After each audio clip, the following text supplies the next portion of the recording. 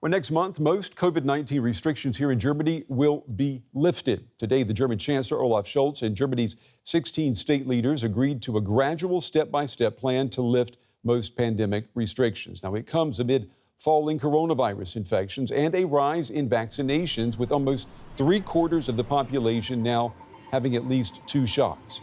Germany will follow a 3-step plan to gradually remove what the Chancellor calls a large part of the current restrictions by March 20th. He added Germans must keep wearing face masks and take precautions because, as he said, the pandemic is not over.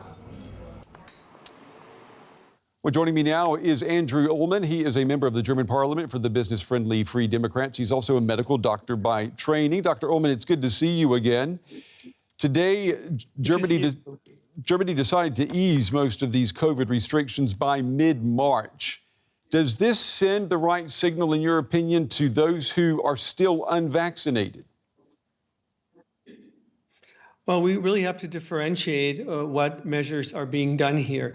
First of all, the Omicron infection rate here in Germany is starting to decline.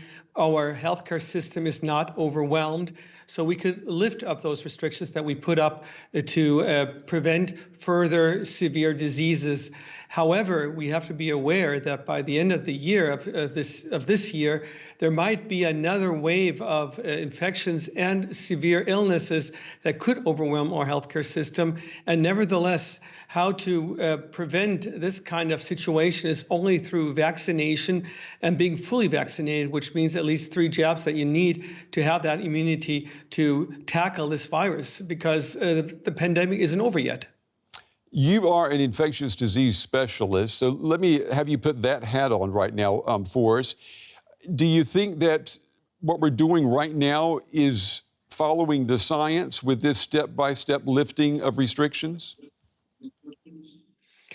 Of course, this is very challenging, and I do appreciate your question, because we have to differentiate what we do in hospitals, where we need to put up a strict prevention measures to actually protect our patients from other infections.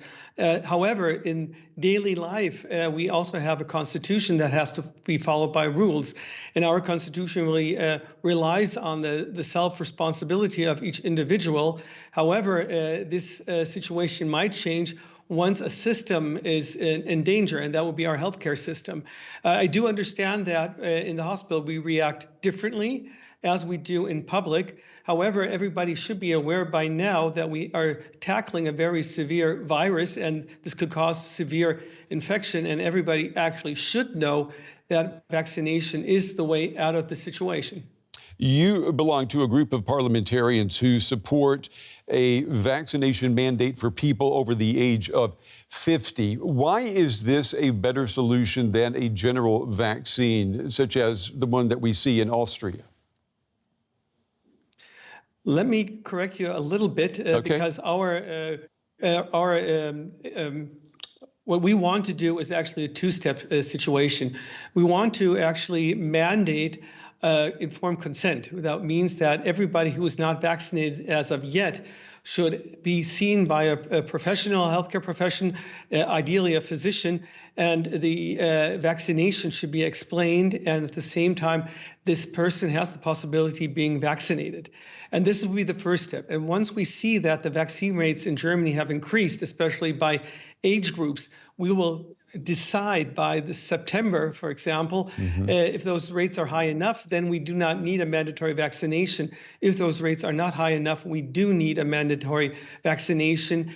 And we want to be very focused on those groups who are very volatile, and these are the people above the age of 50 if they're not vaccinated, because those are the patients that are on the ICU and or on the respirator.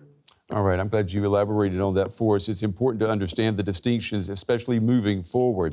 Mr. Andrew Ullman, an infectious disease specialist, a member of the German Parliament, the Bundestag. Dr. Ullman, we appreciate your time and your insights tonight. Thank you. Thank you, too. Well, the prospect of fewer rules and restrictions, that is music to the ears of clubgoers and club owners here in the German capital. Berlin's famed nightlife has been hit especially hard by pandemic restrictions.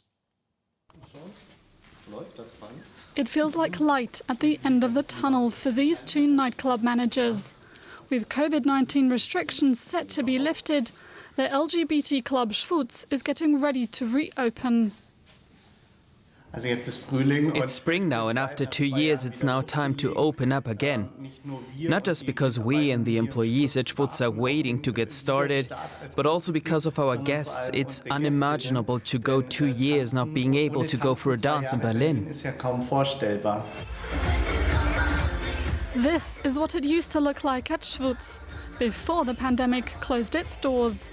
Club culture is a big part of Berlin's identity and one of the main reasons tourists visit. Berlin is slowly coming back to life. COVID-19 case numbers are falling and visitors are returning to the city. New changes to Germany's pandemic rules mean they'll be able to visit shops no matter their vaccination or recovery status, but masks will remain mandatory indoors. From early March, visitors can present a negative test result to enter museums, restaurants and bars. Proof of vaccination or recovery from COVID-19 no longer needed. For clubs, the rules will be slightly different. They'll be allowed to reopen, but guests must show a negative test result and be vaccinated or recovered. But it's not entirely clear to us at which capacity can we open. Will guests need to wear a mask indoors and maintain social distancing? Because that's something that doesn't work in a club. For now, preparations are underway to bring these rooms back to life again.